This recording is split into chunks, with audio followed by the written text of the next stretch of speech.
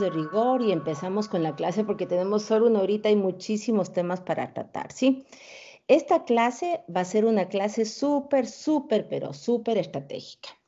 Vamos al final de la clasecita, les voy a pedir una tareita final y es que me presenten en papel, en pantalla, digital o a manito, como ustedes quieran, 20 palabras claves de lo que vamos a tratar en la clase de hoy, ¿sí?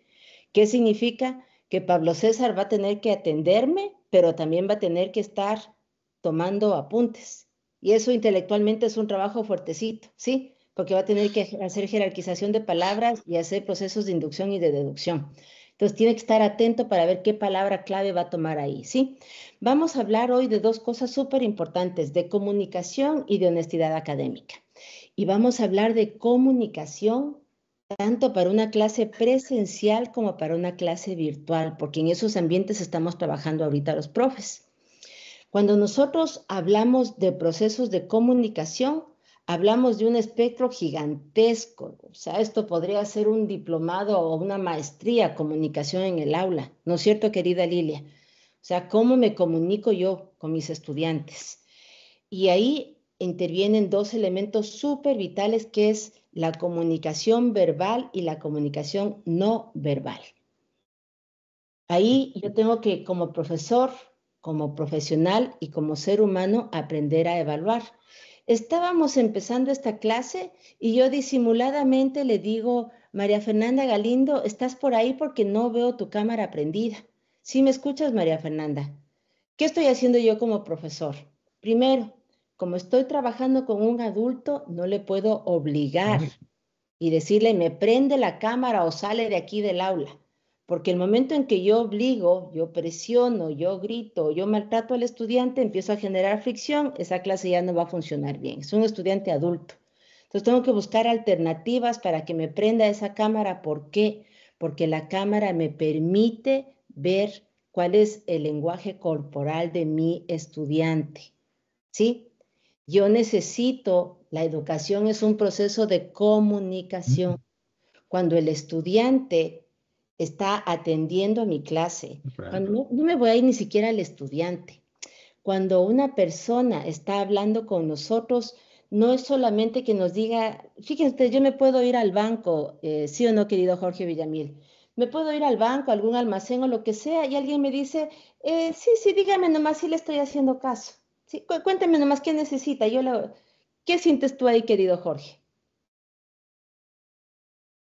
Bueno, ahí yo sentiría displicencia, de pronto antipatía.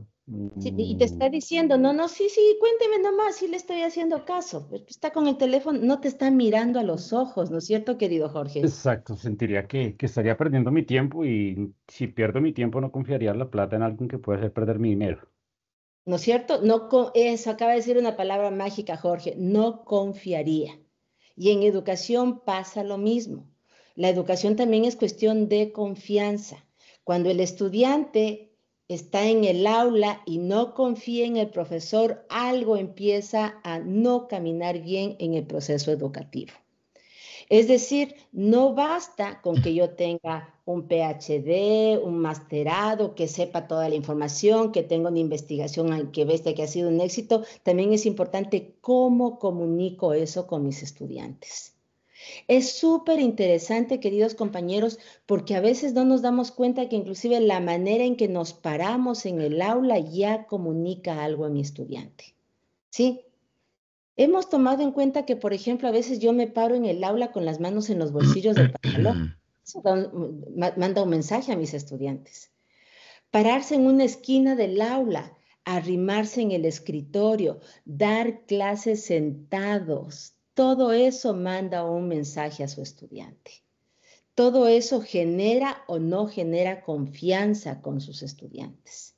Cuando yo estoy dando una clase, como bien acaba de decir Jorge, yo tengo que transmitir ante todo confianza, ante todo seguridad, ante todo expresarle a mi estudiante que soy un profesional, pero para eso no le muestro el título, para eso que comunico de manera adecuada. Recuerden que tienen que tomar apuntes de las palabritas claves, chicos, no se me vayan a olvidar, ¿sí? Cuando yo estoy trabajando con mis estudiantes, El profesor, creo que les mencioné en la primera clase, tiene un kit incorporado. Antes que la pizarra digital, que el internet, que la lámpara. No, nosotros los profes tenemos un kit que está incorporado en nosotros. Ese kit tiene 3 elementos. Primero, contacto visual. No podemos dar la clase mirando al techo, peor mirando al piso. Yo tengo que utilizar mis ojos para tener un constante contacto con todos mis estudiantes. ¿Sí o no, querido Oscar? Están por ahí haciendo bulla con el telefonito. ¿Qué hace el profesor? Contacto visual, una miradita, ¿sí? Pero en todo en la vida, queridos compañeros, hay que tener equilibrio. Porque ¿qué pasa por ahí, Connie Hinojosa? Si de pronto a un estudiante que está haciendo mucha bulla o está medio inquieto, le regresas a ver cada 2 o 3 minutos. Ese chico va a decir, uy, la profe Connie me regresa a ver toda la clase. ¿Qué será? ¿Será que le gusto? ¿Será que estoy demasiado llamándole mucho la atención? Entonces, siempre con equilibrio, ¿sí? Contacto visual para demostrar a los estudiantes que estoy pendiente de todo el grupo. No puedo dar la clase mirando al piso, importante, ¿sí? Segundo elemento de nuestro kit incorporado como docentes, buen tono de voz, buena verbalización, ¿sí? Cuando yo comunico algo con mis estudiantes, cuando estoy trabajando algo en la clase, mi tono de voz me ayuda a enfatizar lo que estoy trabajando con ellos. Este tono de voz me ayuda a trabajar desde la parte verbal y incluso desde la parte emocional. ¿Qué es lo más importante que yo estoy trabajando en esa clase? Ojo, el tono de voz se trabaja. Yo siempre les pongo como ejemplo una profe que tenía yo que era profesora en una institución militar. Y ella era chiquita, menudita, parecía niña, nada más chiquita era la profe. Y tenía la voz bien delicadita. Entonces me decía ella que cuando le sacaba a los estudiantes fuera del aula era una tortura, porque ella les llamaba a los chicos, señores, regresen al aula, por favor, regresen al aula. Y como no le hacían caso, ella aplaudía. Decía, por favor, y no le hacían caso a los chicos porque ni siquiera le escuchaban. Entonces, con ella tomamos técnicas como, por ejemplo, le decía, la voz se trabaja, el aire en los pulmones se trabaja. Ella cerraba las ventanas del auto y en todo su trayecto de su casa a la universidad iba cantando, pero durísimo, y me decía, a mí me encanta Marco Antonio, Marc Anthony. Entonces ya voy cantando todo el camino Marc Anthony durísimo para que así se vaya desarrollando la capacidad de más aire en los pulmones y más tono de voz. Así que después de unos mesecitos ya tuvo el tono de voz más alto. Ya, señores, regresen al aula, por favor. El tono de voz ya iba cambiando. Se trabaja ese tono de voz, ¿sí? Entonces, súper importante utilizar un buen tono de voz. Recuerden, el buen profesor no necesita gritar, ¿sí? El grito, la alzada de voz en el aula representa maltrato. Y el maltrato tiene un impacto de tipo emocional. Vimos en la clase anterior, ¿no es cierto? Esta generación, esta alteración de tipo emocional, no es solamente que le grito y le hago quedar mal al estudiante. A ver, el señor que está por ahí con el teléfono me sale de aquí ahorita. No es solamente ese estudiante. Esta cuestión de las neuronas espejo, esta cuestión de la empatía hace que todo el grupo quede alterado. El momento que el nivel de cortisol sube en el grupo, sube en usted como profesor, el proceso de aprendizaje queda truncado. No estoy listo para aprender, ¿estoy listo para qué? Para reaccionar, ¿sí? Entonces, yo como profesor tengo que saber, para mantener una buena comunicación, para lograr una buena reacción del grupo, tener súper clarito, el grito no funciona, ¿sí? Esas son prácticas de la vieja guardia. Como profesores yo tengo que saber, buen contacto visual, buen tono de voz me ayudan a manejar. Un profesor que tiene un manejo adecuado del grupo con un tono de voz firme, clarito, logra organizar cualquier cosa. Y el tercer elemento que tenemos incorporado los profes es el lenguaje corporal, ¿sí?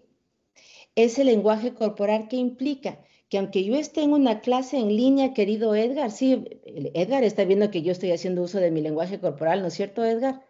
Fíjense, estoy en una cámara, pero ustedes ven que yo me acerco, que muevo las manos, que hago gestos en mi rostro. El lenguaje corporal no se pierde incluso en una clase en línea. Y si estoy en una clase presencial, mejor, ¿Qué estoy haciendo yo en una clase presencial? Estoy caminando alrededor del aula. Veo que hay un estudiante, querida Cintia, que está que bla, bla, bla, bla, bla con el compañero. Yo no le estoy llamando la atención. ¿Qué hago yo? Me paro al lado de ese estudiante. Y si sigue haciendo bulla, le pongo la manito en el escritorio nada más. Ni siquiera le pongo la mano y el estudiante ya se pone en alerta. Y si sigue igual haciendo relajo, solamente le regreso a ver al estudiante como para decir, estoy pendiente de ti. Ojo, los estudiantes, al igual que nosotros, están viviendo diferentes cosas. Si un estudiante está muy alterado, haciendo relajo, muy nervioso con el teléfono, algo le está pasando. Tomémonos un minuto para ver qué le pasa a ese estudiante. ¿Sí? Entonces, fíjense ustedes, con este kit, con esos 3 elementos, yo con eso ya puedo manejar la comunicación y el desarrollo de la clase. ¿De acuerdo? Esos son los primeros elementos. Querido Edgar, le escucho. Una consulta al respecto. Primero, una curiosidad, no veo mi nombre en el... He querido colocar mi nombre, Así le pero veo, querido Edgar, Alba está ahí. sí, pues, ¿no? Pero yo me veo como unknown user. Pero bueno, Así, no, y así te veo ahí será una clarito. No curiosidad. Quería hablar de ese elemento kinestésico mencionado, ¿no? En la última parte, el acercarse al alumno, ¿no? Para de alguna manera inhibir el hecho de que esté distraído. También puede generar una especie de sensación de invasión de ese espacio íntimo de las personas, ¿no? Porque te ubicas en una distancia en la que de alguna manera se podría interpretar también como una especie de agresión, ¿no? Sí, sí. Ahí, querido Edgar, lo que les decía hace un Mm, momentito, todo con equilibrio, todo. ujú, Yo ahorita estoy viviendo y trabajando en Estados Unidos. Aquí no se puede tocar así al estudiante. ujú, Uno no, si se está acabando la clase, uno no se puede quedar con un estudiante en el aula. O sea, la puerta tiene que estar abierta y nunca se queda un estudiante con un profesor, o sea, nunca. Entonces, al punto que me voy es que siempre hay que tener un equilibrio. claro. Y nosotros, cuando yo me refiero a que tenemos que utilizar este lenguaje corporal para llamar la atención al estudiante, me refiero a que estamos en un aula con todos los estudiantes y que estamos monitoreando siempre. Si yo veo que alguien está inquieto, yo me puedo parar al lado y poner la mano en el escritorio, pero no me voy a quedar los 45 minutos de la clase así. Generalmente, la mayor parte de nuestros estudiantes cambian de actitud en cuanto sienten que el profesor se para al lado de ellos. Pero si yo me paro al lado y el estudiante persiste con esa actitud, significa que algo está ocurriendo. Entonces, yo usualmente cuando ya utilizo 1 o 2 recursos para llamar la atención, pero si la actitud de mi estudiante persiste, algo le está pasando a ese estudiante. Entonces, usualmente lo que yo hago es poner, recuerden que trabajamos con seres humanos, no con cajitas, así que nos toca ser recursivos. Les pongo a los chicos a ver, vamos a hacer un análisis del tema solo con conversación durante 2 minutos y en esos 2 minutos yo me acerco al estudiante a preguntarle, ¿qué pasa? ¿Estás bien? ¿Qué necesitas? ¿Qué te pasó? Y en ese minuto o 2 minutos puedo resolver alguna cuestión personal que de pronto está ocurriendo con ese estudiante. Sí, igual que nosotros pueden estar viviendo millones de cosas fuertes y hay que tratar de Ujú. resolver porque si no están interrumpiendo la dinámica de todo el grupo. Sí, vamos con Pablito y de ahí con Carlos. Ya, Pablito, te escuchamos. ¿Cómo están? ¿Qué tal? Una consulta.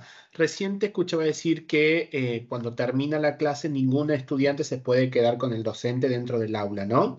¿Qué recomendaciones me darías o nos darías? Porque hay veces que los estudiantes se acercan al último solo porque te Ujú, quieren plantear un tema personal, que no quieren que esté el resto, que no quieren que escuches. Te quedas dentro del aula, ujú. vas a la sala de profesores, en el pasillo. ¿Qué recomendación nos darías en ese caso?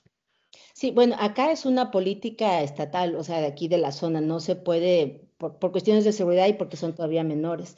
Pero yo generalmente converso con los chicos en los corredores. En el aula y con puerta cerrada nunca. Sí, entonces siempre en el corredor donde por lo menos esté transitando más gente. Y aquí les voy a dar una recomendación porque te veo súper joven también, Pablito. Eh, para muchos estudiantes, especialmente porque son jóvenes, porque están en procesos de maduración, a veces el profesor les da la confianza para que se sientan apoyados, se sientan acompañados, pero por su propio proceso de maduración a veces se confunden. Entonces, ese voto de confianza, ese espacio de apoyo del profesor se puede prestar para una confusión. Entonces, es mejor decirles a los estudiantes, sí te apoyo, pero te apoyo como profesor. El profesor no es el mejor amigo, es el profesor. Los chicos van a encontrar amigos en el bar, en la tienda, en el curso, en una fiesta, en cualquier parte. El profesor es el profesor. Entonces eso hay que separarles bien, hay que dejarles súper en claro y hay que propiciar que los espacios donde busquen a ese profesor sean espacios donde no se presta ninguna confusión. Súper importante eso, ¿sí? Carlos, te escuchamos. Muy buenos días. Pues ayer me pasó algo, una experiencia a lo que estabas comentando, y después de un tema, una estudiante me hizo una pregunta. Entonces yo, obviamente, lo siguiente fue a explicarle y comenzó a llorar. Yo explicándole y comenzó a llorar. Yo me asusté. Mija, ¿qué le pasa? No, profe, no me pasa nada, pero seguía llorando. Pero mija, es que estás llorando delante de los compañeros. Entonces, ya a lo último, ella me dijo, profe, ya entendí, pero al final se me acercó, profe, es que yo sufro una alergia. Pero me asustó, es que me asustó yo explicándole y me pone a llorar. Ya al final se acercó, profe, no se asuste, que es que yo sufro una alergia y en algunos momentos yo lloro. Entonces yo, oiga, pero qué asustada que me pegué. Claro, claro. Sí, Pero sí. bueno.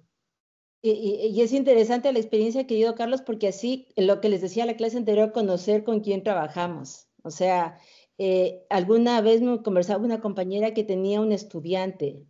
A ver, nosotros como profes también desarrollamos habilidades blandas con los chicos. O sea, hay que enseñarles a que expongan, hay que enseñarles a que trabajen en grupo, hay que enseñarles a que comuniquen.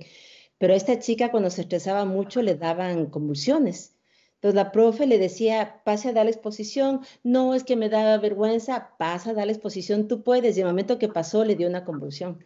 Entonces la profe me dijo, yo me sentí culpable, me sentí terrible y todos los compañeros se expresaron. Entonces, conocer con quién trabajamos, si la chica de pronto le decía, a mí me dan convulsiones, si me altero, lo que sea, hubiese evitado. Importantísimo, conocer con quién trabajo y ojo, compañeros, eso también es comunicación.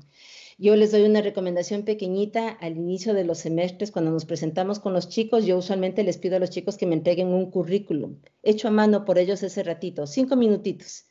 ¿Quién eres? ¿Qué te gusta hacer? ¿Quién quieres ser en 5 minutos? ¿Qué necesito saber yo de ti? Cosas pequeñitas escritas a mano. Y es súper importante porque los chicos nos dan información súper valiosa de ellos. Conocer con quién trabajamos. ¿Sí? Recuerden que cuando hablamos de... Juanito, si ves alguna manito por ahí levantada, avísame también. Ahorita le vi al compañero Altamirano. Ahí te Sí, escucho. No, Altamirano Jorge está levantado. solamente veo... porque ya Hola Nancy, ¿cómo estás? qué Una gusto. pregunta, ahorita dijiste algo importante. ¿Cuáles serían las preguntas así cortitas que tú les pides a tus alumnos en el primer día de clase? Nosotros estamos empezando ahora clase. A ver, ¿cuáles serían las preguntas precisas para ese currículum a mano? Ya, súper cortito. ¿Quién eres?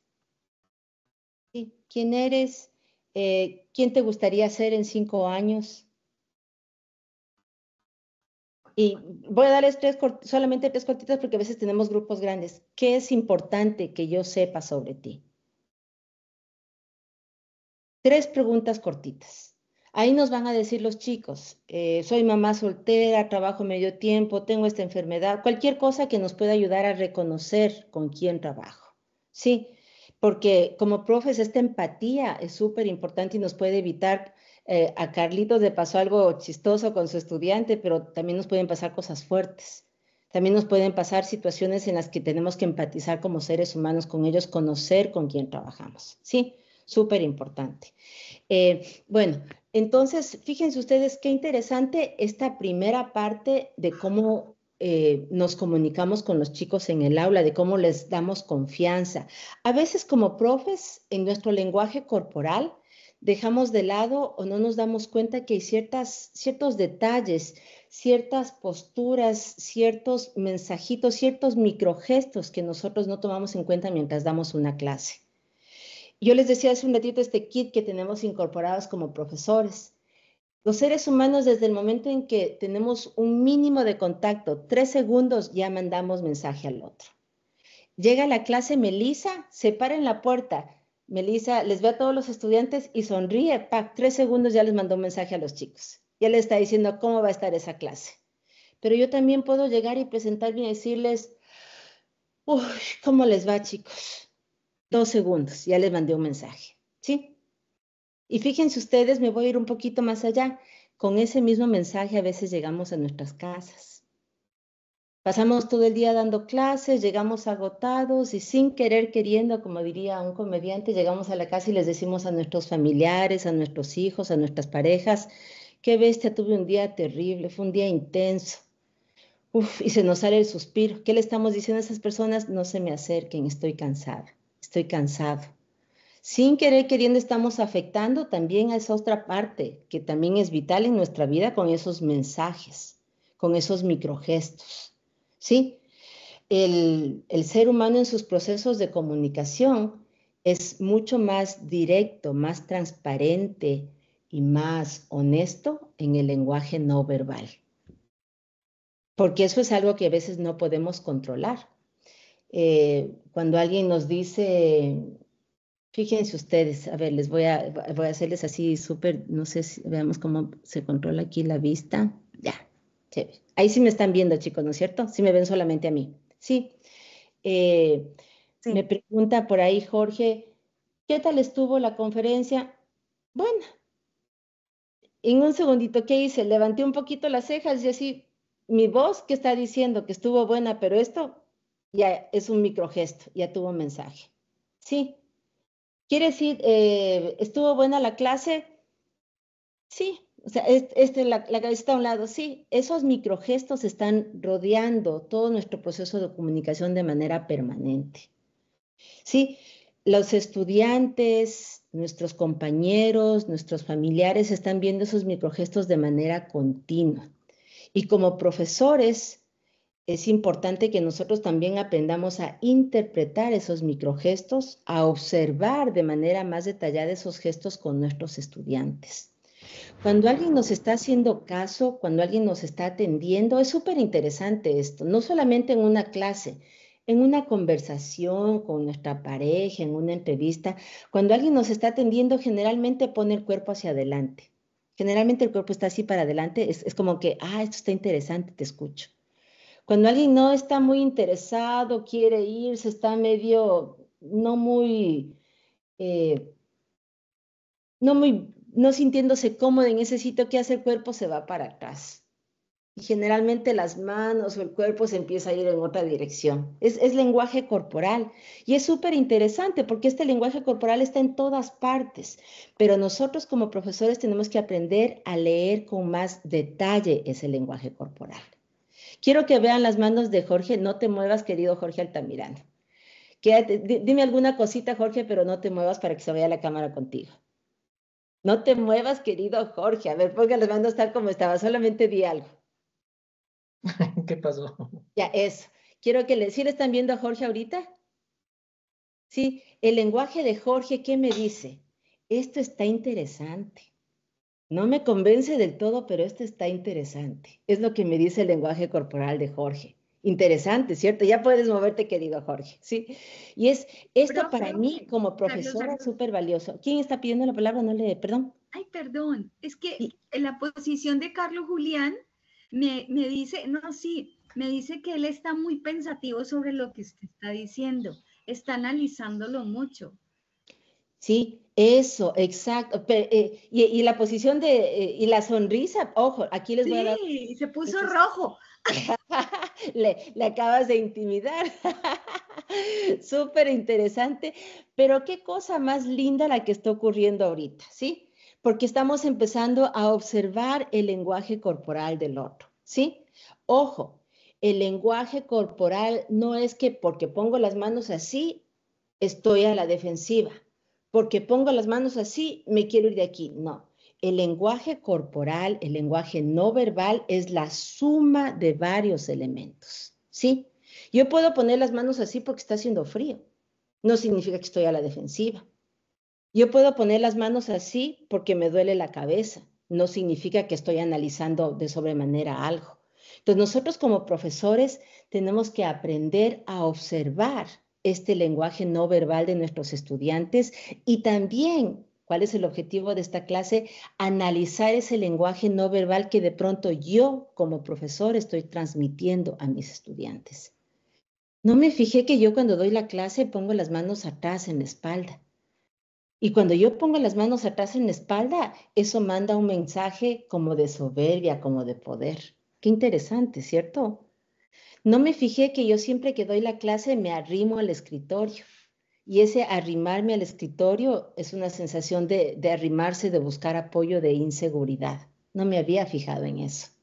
Sí, el objetivo de esta clase es que aprendamos a observar al otro, pero también que nos observemos nosotros como profesores, cuál es ese mensaje que estamos enviando con nuestro lenguaje corporal a nuestros estudiantes. A ver, vamos en orden porque hace ratito está con la manito levantada Juliana. Querida Juliana, te escuchamos. Gracias, Nancy. Solo iba a comentar una estrategia. Yo soy psicoterapeuta y la primera vez que estuve en una maestría que hablaba del focusing, que tiene que ver con esto, concentrarte en los mensajes que transmites para poder conectar con el otro, nos pusieron a grabarnos. Y ha sido una de las experiencias más impactantes en mi vida porque yo no sabía la galería de microgestos que tenía. Y entonces, pues ahora me los apropio, pero creo que grabarse uno es la mejor manera, como grabarte exponiendo y luego vernos y decir a mí, ¿qué me transmitiría yo si yo estuviera en clase conmigo? Y entonces a uno le va permitiendo como hacer uso de lo que tiene, porque esto es lo que tengo, pero de usarlo de una mejor manera, de potencializarlo, ¿no? Sí, Era qué todo, buena gracias. información. Muchas gracias, querida Juliana. Y esta precisamente es una de las mejores estrategias. Juliana nos acaba de dar una recomendación de oro que es grabarnos. Ojo, no solamente en una clase virtual, en una clase presencial, también en la camarita al final y veamos qué espacio de este escenario de la clase ocupo yo. No nos damos cuenta que nos quedamos en una esquinita de la clase toda la clase. El profe que se queda sentado, ¿qué pierde en ese espacio educativo? Sí, el profe que da clases en línea, ¿cómo estoy dando clases en línea?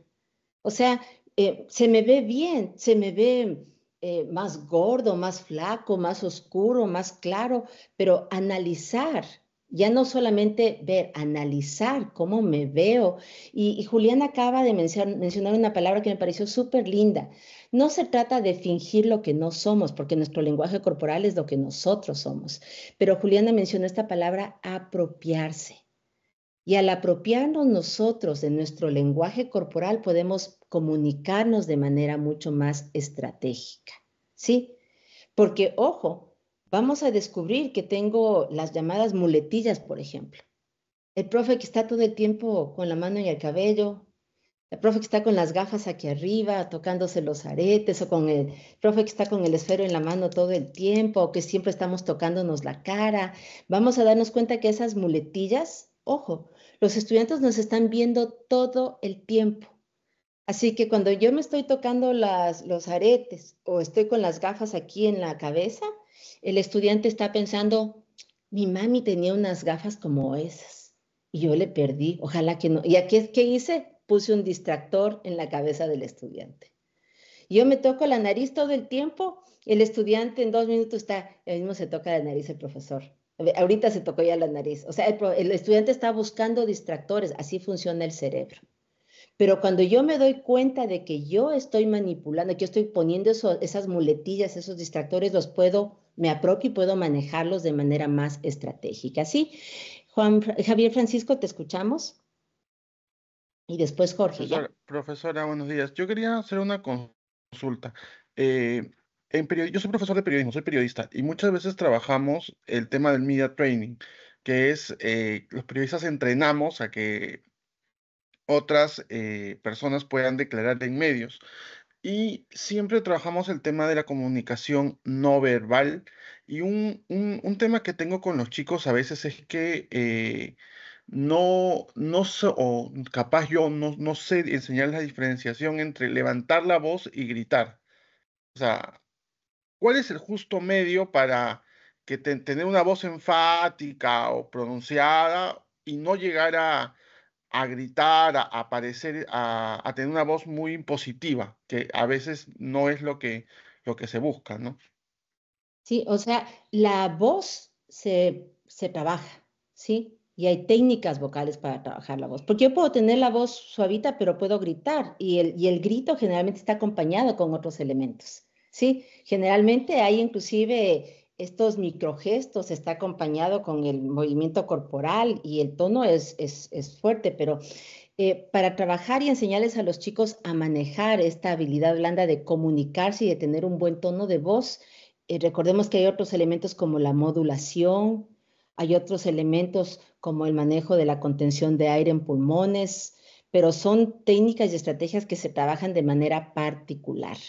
Okay. Entonces, ahí, querido Javier, sí te voy a recomendar que recordemos que cada ser humano es único y que como profesores nosotros llegamos hasta un punto en el que podemos trabajar, que podemos dar ciertas recomendaciones. Mi esposo tiene la voz súper, súper gruesa. Yo le digo a él que tiene la voz como Optimus Prime, por ejemplo. Le suelo molestar con eso.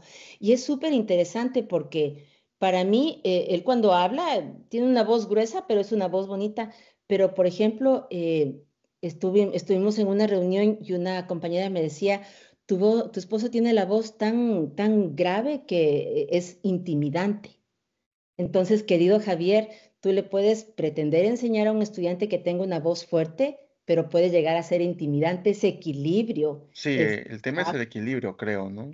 Ese equilibrio tiene que estar acompañado ya por un profesional y tenemos que tener cierta claridad de qué es lo que busco. ¿Sí? Una buena dicción, un buen tono de voz y decirles a los estudiantes cuál es el equilibrio. Porque la persona que grita, generalmente este grito está acompañado de otros elementos. Ahí es cuando se convierte en algo que es ya un poco más violento, más agresivo, ya pasa a ser el grito y no el tono de voz fuerte, ¿sí? Ok, gracias, profesora. Sí, un gusto. María del Pilar, ¿dónde está? María del Pilar, te escuchamos. Buenos días a todos. Esto que acaban de nombrar ustedes es lo que llamaríamos como ese lenguaje paraverbal. Dentro de el tipo de lenguaje que se tuvieron en cuenta es el verbal y el no verbal. ¿Se podría clasificar un lenguaje paraverbal adicional o lo incluimos en alguno de estos como macros? Conforme vamos a aprender sobre el tema, vamos a encontrar diferentes especialistas, María de Pilar. Para muchos, la explicación y la diversificación solamente las dos áreas, lenguaje verbal y no verbal. Pero vamos a ver otros especialistas que hacen ya varias clasificaciones del paraverbal, del emocional y de otras áreas. Pero generalmente yo prefiero quedarme solamente en las dos áreas, en el lenguaje verbal y no verbal. Vamos a encontrar por ahí diferentes especialistas que hacen ya otras clasificaciones. Listo. Y lo otro sería pertinente, por ejemplo, que un alumno está exponiendo, pero que su voz es muy, muy bajita, ¿ya? Y que de pronto uno esté en alguna parte del aula y uno le haga con la mano que eleve la voz, o eso no sería oportuno, sería distraerlo más, sería angustiarlo, porque a veces inician como sus presentaciones, pero la voz, no sé si porque tengan su susto, o están con ansiedad o con nervios, la voz es muy, muy bajita, casi que el público no nos alcanza a escuchar. Entonces yo normalmente lo que hago es que con la manito como que le señalo que le aumente el volumen, pero no sé si eso sea adecuado. Sí, o sea, yo creo que hay que analizar bien la situación en la que estás con los estudiantes. Si tienen una voz no muy alta, pero con su lenguaje corporal, con los materiales que tienen, logran la atención de sus estudiantes, de sus compañeros, perfecto. Pero si tú ves que por su tono de voz muy bajo y por su timidez el resto de chicos no les atienden y eso está generando un momento de tensión y de estrés para el estudiante, no tenemos necesidad de seguir con eso. Entonces, el discurso del estudiante, del profesor, qué interesante ejemplo me traes a la memoria, María del Pilar. Vi una profesora que justo estaba en una situación así y me acuerdo tan clarito que la chica estaba súper nerviosa y se sobaba el brazo así, mientras exponía. Las partes de la y se sobaba el brazo la chica y se veía que estaba súper estresada y la voz bajita. Entonces la profesora dijo, hay una partecita que se me olvidó a mí de explicarles. Toma asiento, Fernanda, hasta que yo les explique esto y después continuamos con tu exposición. No le hizo quedar mal al estudiante. Le dio un espacito de tranquilidad mientras ella retomaba con todo el grupo, porque empezaron a hacer bulla, y la chica estaba estresadísima, roja y con el bracito que se hacía así. Entonces, fíjense ustedes qué manera más inteligente de retomar al grupo y de darle paz a ese estudiante. Entonces, ese tipo de estrategias son las que recomendamos. ¿Qué depende esto de lo que observe el profesor? ¿Sí? Sí, Súper. gracias. María del Pilar. Querido Jorge, te escuchamos. Sí, bueno, casi que mi pregunta iba por esa misma rama, y es que, bueno, estamos hablando de nuestro lenguaje no verbal como profesores, ¿verdad? Y es supremamente importante. Y la otra, enfocado en ello, es, yo también analizo mucho el lenguaje no verbal de los estudiantes, ¿verdad? Sí. Veo muchos brazos cruzados, manos en los bolsillos, digamos que postura corporal de la espalda supremamente caída y como jorobada. ¿Es bueno en ese instante recalcar a los estudiantes sobre eso que está sucediendo? ¿O es mejor después por aparte reunirlo y como, mire, no me pareció que usted, no se ve bien que usted en una presentación tenga las manos en los bolsillos y se la pase mirando una pared? Yo sé, por ejemplo, soy profesor también de primer semestre y en los primeros semestres pues son muy chiquitos todavía. Pero es bueno empezar a corregir eso en privado, en público, o como una retroalimentación global que sea más para todo el grupo y que todos puedan entender allí su atención. Eso, exacto. Súper buena pregunta, querido Jorge. Primerito, el mensaje claro para todos, para todos. Chicos, vamos a empezar el semestre, van a exponer sobre la clase, pero lo más importante, recomendaciones para todos, cómo se expone. ¿Sí? Estas recomendaciones que les doy no son solamente para exposiciones en mi clase. Ustedes van a exponer proyectos, van a exponer para conseguir becas, van a exponer para conseguir fondos, van a exponer para conseguir trabajos, van a exponer cuando se declaren a una enamorada. ¿Cómo se expone, chicos? Se mira a los ojos de la persona. Las manitos tienen que ayudarles a reforzar su discurso. No se muevan de un lado para el otro, porque eso es una señal de nerviosismo y de inseguridad, ¿sí? Cuando expongas, chicos, nunca, pero nunca se pongan a leer lo que está en la presentación, porque todo mundo está leyendo eso, ¿sí?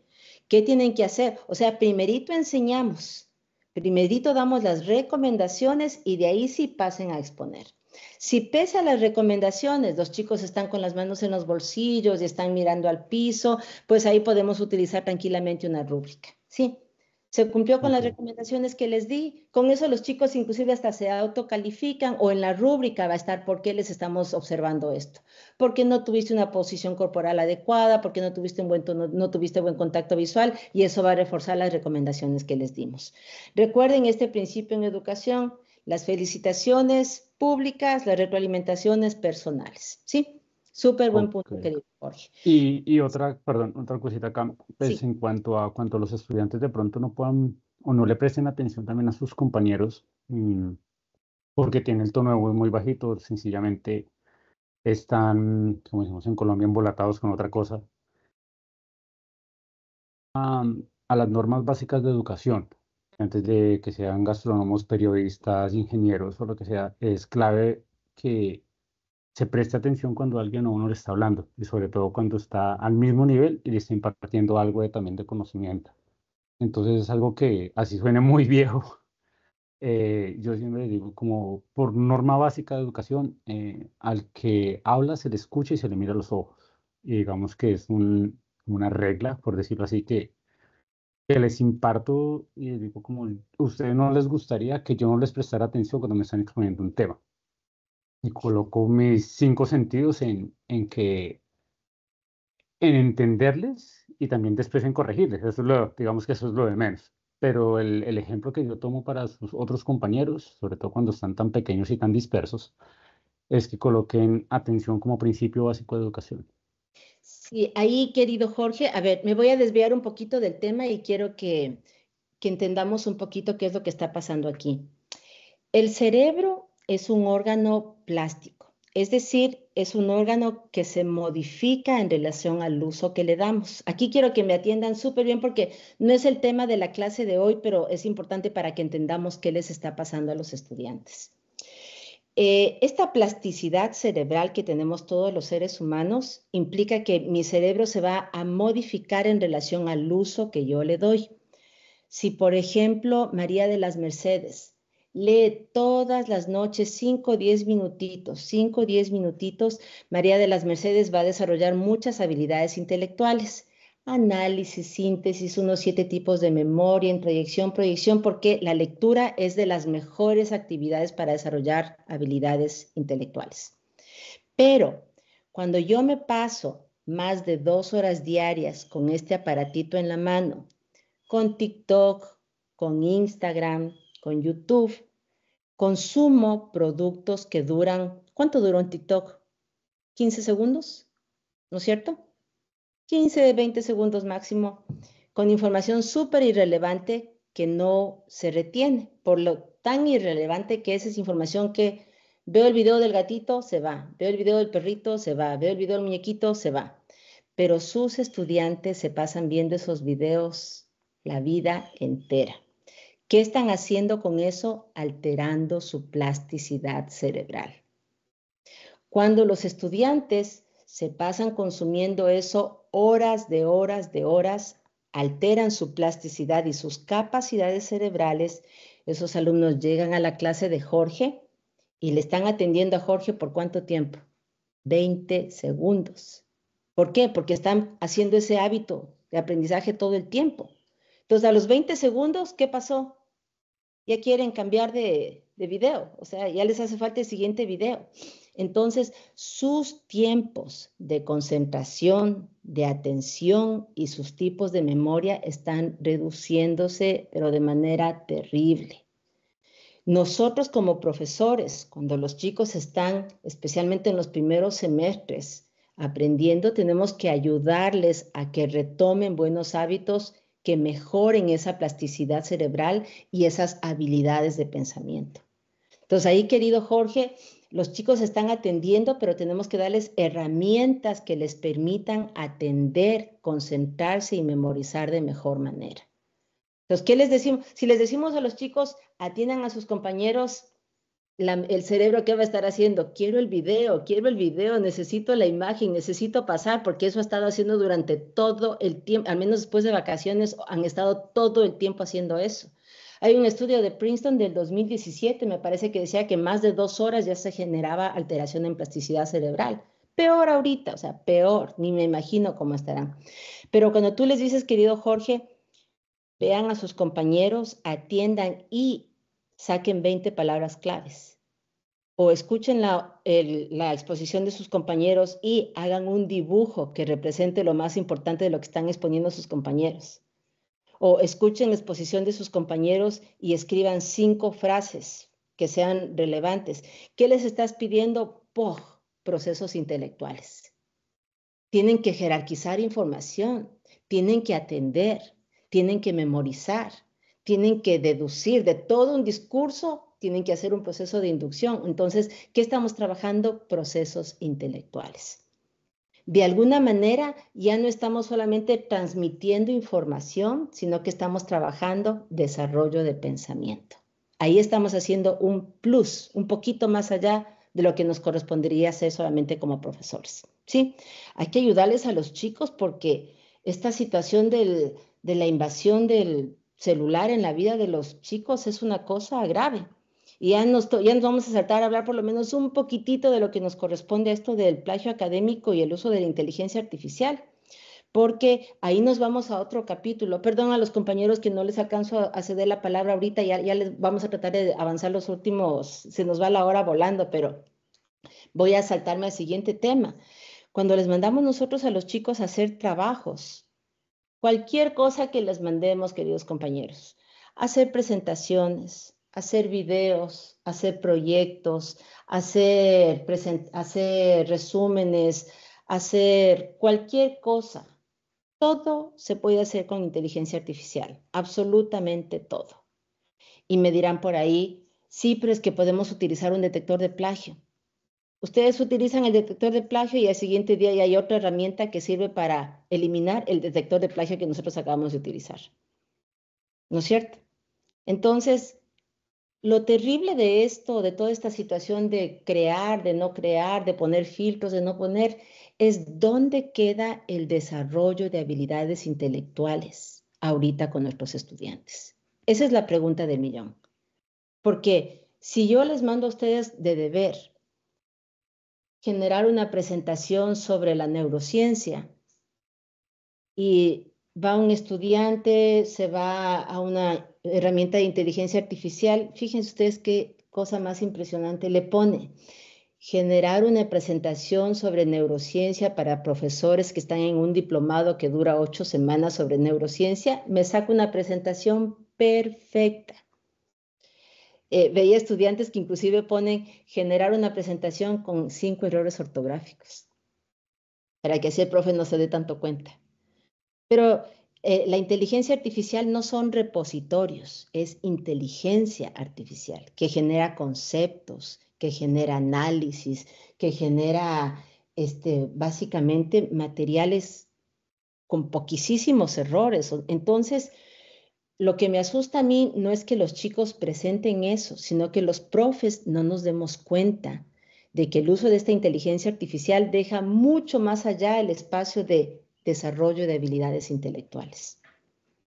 De que busquemos qué herramienta detecte plagio o no detecta, eso no es importante. Lo importante como profes es qué hago yo como profesor para no dejar de lado esto, desarrollo del pensamiento. Ahí es donde tenemos que recurrir a estrategias diferentes. Edgar les dice a los estudiantes, generen una presentación. No, mejor, generen un video.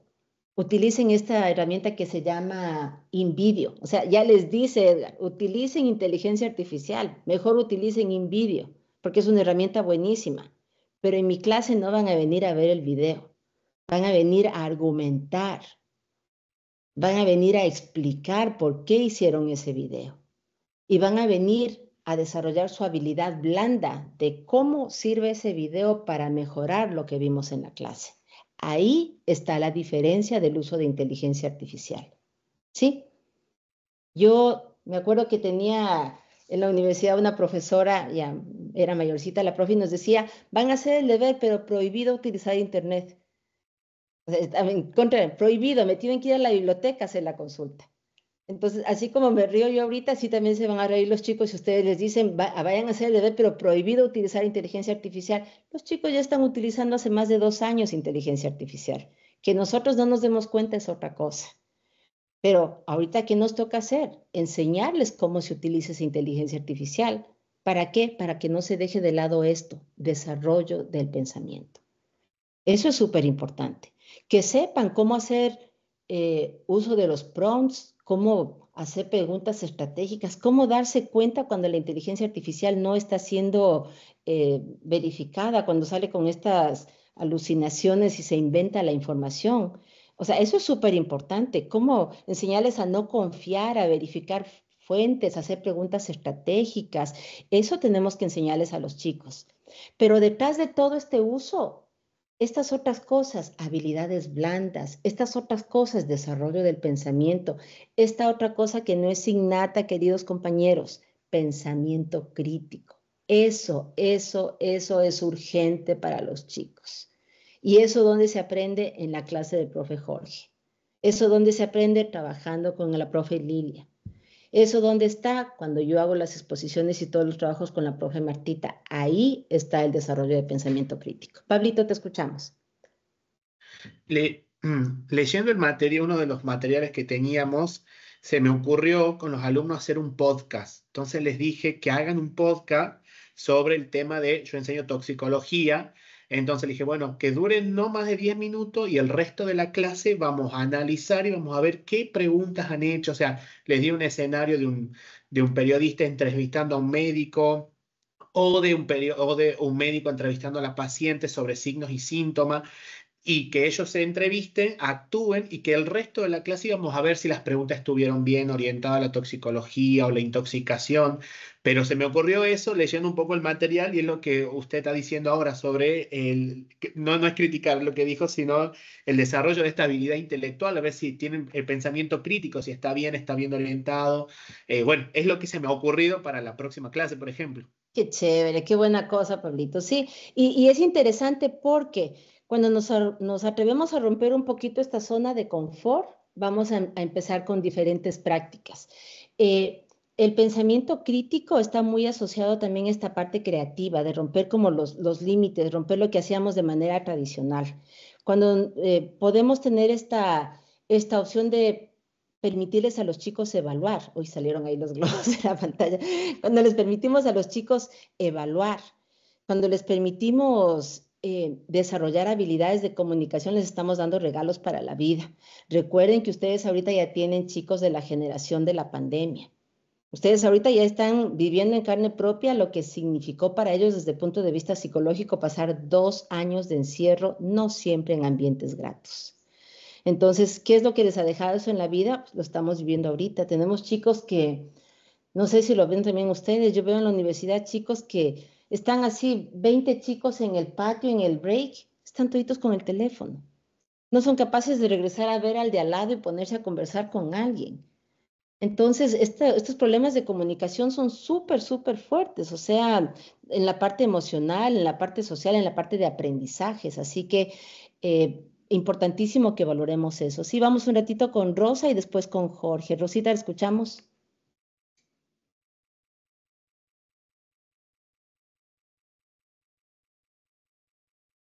Rosita está sin micrófono.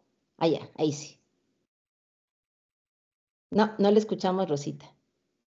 Ya le vemos, pero no le escuchamos. No. No tiene micrófono. Ya le dan, revísele, Rosita, esta vez si podemos salir. Querido Jorge, te escuchamos. Nancy, no sé si tal vez soy muy retrógrada y por eso, pero yo les hago que hagan a veces cosas a mano. Inclusive les dejo que consulten en media clase, por ejemplo, esta clase les dije, a ver, busquen qué dice su chat GPT sobre esto. Bueno, ahora pónganme a mano lo que ustedes quieran de ahí, saquen el concepto de lo que ustedes encontraron. Y claro, yo siento que ahí al menos tienen el hecho de recordar algo, de escribir, de que les quede grabado algo de lo que ellos ya vieron en el chat GPT. Sí, sí. No, y no es retrógrado. Recuerden lo que les decía, la pinza, esta pinza manual es una cosa terrible para el cerebro. O sea, aprender a hacer la pinza y a leer y escribir es un trabajo brutal para el cerebro. Entonces, tomar apuntes. O sea, cuando yo tomo la foto es esto, nada más. Para escribir, alguna vez hicimos un ejercicio en una universidad y les pusimos la casa verde en el bosque rojo. O sea, esa línea en el pizarrón. Y les pusimos a un grupo de 30 chicos que copien esa oración. Esto, regresar a ver y escribir, regresar a ver y escribir, se hizo un mínimo de 8 veces para copiar esa oración. Porque había la contradicción de la casa verde en el bosque rojo. Entonces los chicos regresaban a ver así 8 veces. Eso es también trabajo del cerebro y la pinza, o sea, por eso les voy a insistir siempre, tomar apuntes es vital, es súper importante, ¿sí? No es esto, o sea, tener clases de caligrafía es una cosa súper diferente, porque eso es solamente repetir, pero cuando se escribe y se asocia con procesos de memoria, de concentración, de abstracción, es otro rollo, es otra cosa muy diferente. Y cuando les damos a los chicos este regalo de vida, que aprendan a utilizar subrayadores, post-its, el alineado, el hacer mapas mentales. Eso es un regalo porque con eso nosotros aprendemos a jerarquizar y estudiar se vuelve súper más fácil. Pero eso se tiene que aprender, ¿sí? Vamos con Patricia. Te escuchamos, querida Patricia. Hola, muy buenos días. Bueno, históricamente hemos pasado de estas exposiciones magistrales de los chicos en mis grupos, que también tengo puros neos de nutrición y dietética, o sea, en primer semestre, 30 personas. La verdad es que muchas veces la gran mayoría se dispersan y no hay esa conexión en la escucha y en la atención y en el foco de las presentaciones, dialogando como en este momento con varios profes. Alguien me dio una excelente idea y recientemente dividí el grupo en 6 grupos. Por tanto, cada grupo debía presentar su exposición 5 veces a cada uno de esos grupitos pequeños porque dividí el salón en 6. Ustedes no se imaginan el excelente resultado. Uno, ellos iban mejorando su presentación, enriqueciéndola cada vez que pasaban de un grupo a otro, en actitud, en tono, en todo lo que hemos hablado hoy, en el acercamiento, todo el mundo le ponía atención porque es que eran 4 personas escuchando a otras 4. Claro, y que ellos mismos lo expresaron al final, profe, buenísimo, y ya uno le podía preguntar a uno o al otro de lo que los otros habían dicho, se enriquecía muchísimo el diálogo, la conversación y por supuesto el control de la misma clase. Eso Perfecto. quería compartir. Es un lindo ejemplo. Muchas gracias, querida Patricia. Fíjense ustedes qué interesante ir probando, ¿sí? Hay otra estrategia súper interesante que era, por ejemplo, empezar la clase y no preguntar qué vimos la clase anterior, sino decir, a ver, parejas, conversemos con la pareja, qué vimos la clase anterior. Y usualmente esas parejas era ver grupos de 5, grupos de 4, grupos de 3, quién tiene zapatos blancos, a quién le gustan los gatos, cualquier cosa que sea movimiento, para que los chicos así se paren, se muevan, se mueve el oxígeno en nuestro cuerpo, se agilite el nivel y se eleve el nivel de oxitocina y empecemos clase de manera positiva. Sí, nos quedamos como siempre con el tiempo corto. La próxima semana vamos a tener un tema buenísimo, pero buenísimo de clase, así que no se vayan a perder, ¿sí? Revisen los materiales que tenemos en la clase, hay unas tareas bien cortitas, ya vamos a nuestra clase número 4, la próxima clase, así que vamos corriendito, pero con temas súper, súper interesantes. Chicos lindos, perdón que nos quedamos con el tiempo corto, nos vemos la próxima semana, cualquier cosita estoy en contacto por WhatsApp y les mando un abrazo fuertísimo a todos. Que pasen súper lindo, cuídense mucho, un abrazo para todos. Gracias, Adiós. igual, adiós. Saludos a todos. Gracias. Muchas gracias. Muy interesante. Gracias. Hasta luego. Gracias, Nancy. Muchas gracias. Hasta luego. Luego 20 palabras por